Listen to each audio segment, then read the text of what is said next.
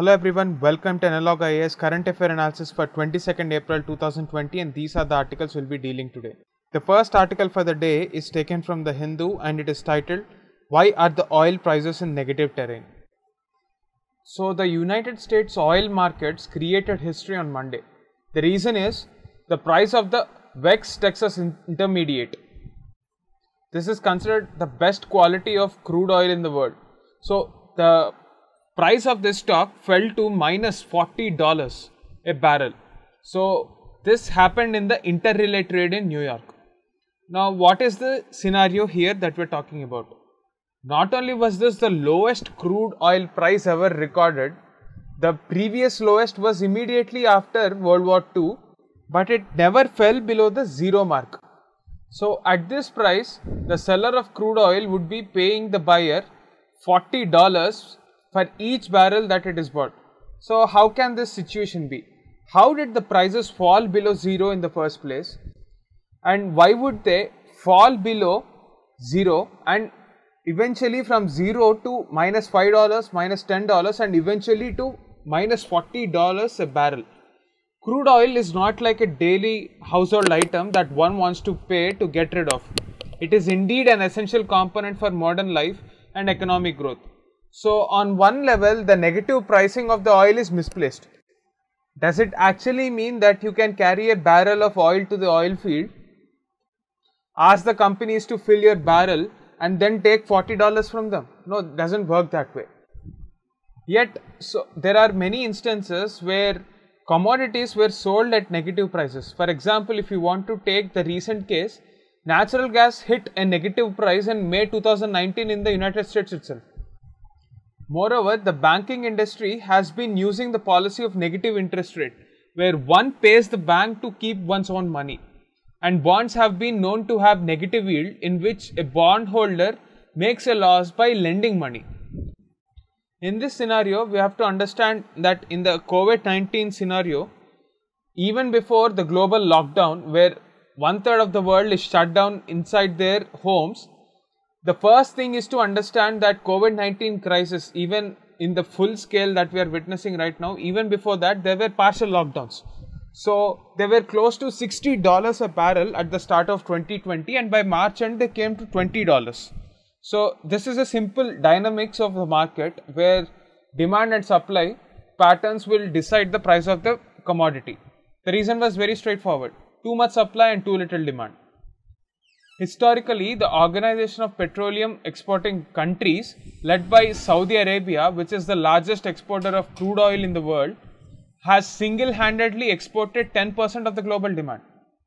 So this used to work as a cartel and fix prices in a favorable band. So it would bring down prices by increasing oil production and raise prices by cutting production. That is how most cartels work, and that is how even OPEC work. So in the recent past, we have had the OPEC, which is working with Russia in the form of OPEC Plus. So Russia did not agree to cut down production, and this forced a global oil war which pushed the prices even further. The global oil pricing is by no stretch an example of a well-functioned competitive market. In fact, its seamless operations crucially depends on oil exporters acting in concert.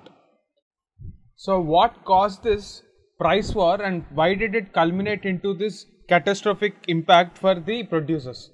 So what happened on Monday was the fact that the contracts for the American crude oil grade were due to end. So as the deadline approached, prices started falling down, and the broad reasons for this are: firstly, by Monday there were many oil producers who wanted to get rid of this oil. The reason is the cost of restarting the entire production plant is much more higher than the price that they will lose for the monthly sale. The current fall in prices is only for the month of May. So if you compare the losses, it will be very marginal.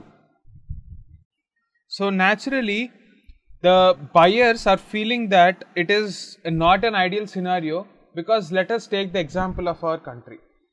How will you get the petrol? You will have to pay for the oil delivery, you will have to pay for the transportation, and then when you buy it, you don't have the adequate storage. Our strategic petroleum reserves are almost half filled. Even after doing all this, there is no demand. The entire world is locked down inside their homes. Who is going to use this crude oil in the short term? Would you rather prioritize that money for fighting COVID-19 infection, or would you pay the money for oil delivery and transportation? So, because of the present circumstance, which is both peculiar from the buyer's perspective and also from the producer's perspective, we have had this scenario.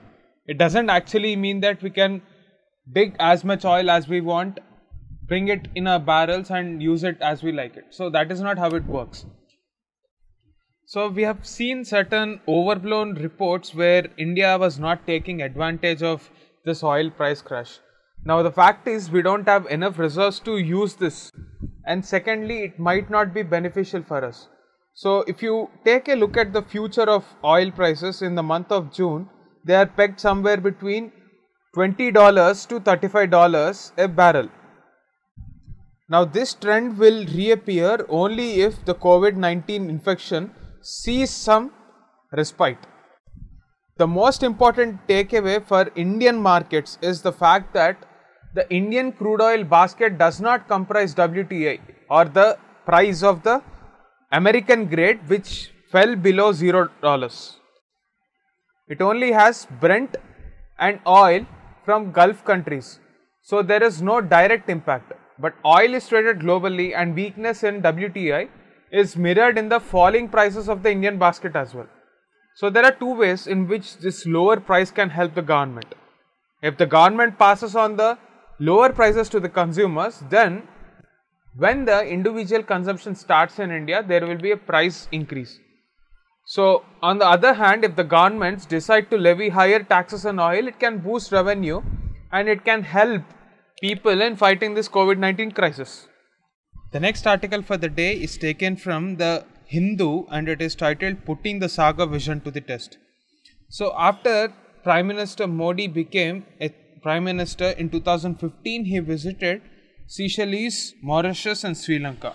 So bringing together onto a forum, he addressed them and created a strategy called Security and Growth for All in the Indian Ocean region. This is called the Saga strategy, and India's role in ensuring a consultative, democratic and equitable rhetoric and thought process to ensure maritime security in this area is the vision of this entire program. It is in this context you have to know about the IOC. IOC is an intergovernmental organization which was formed in 1982 and comprises 5 small island states in the Western Indian Ocean. So what are these countries? Mauritius, Reunion Islands, Seychelles, Comoros, Madagascar form a part of this Indian Ocean Commission. So though in Reunion brings a major power, France, into the equation, this is a small state equation. Decisions in the Indian Ocean Commission are through consensus and they are not put to vote. So while France's foreign policy interests are taken into consideration, the policy interests as far as the Indian Ocean region and the Indian Ocean Commission are taken by these countries alone. The specifics of the Reunion's regional decision makings emerged from its local governance structures. So India has been trying to use this Indian Ocean Commission to build its security narrative in the littoral states of Indian Ocean. So as a part of increasing the maritime security in this region, European Union launched a program called the MACE program. So the objective of this MACE program is to build a security infrastructure in Africa. So they actually contribute towards safeguarding the exclusive economic zones of these countries. So using the international programs like this, Indian Ocean Commission has been very successful in handling the local issues. So in the larger narrative, IOC has become the major power center and also evolved as a sub-regional power in this region, which leveraged a lot of power. So the writer of this article says that we can learn from the sub-regionalism aspirations of these countries and the kind of initiative that they have shown to solve local issues. So we can become their partners. Recently, India became an observer in the Indian Ocean Commission, and that is why we want to integrate the vision of Sagar into the narrative of IOC as well.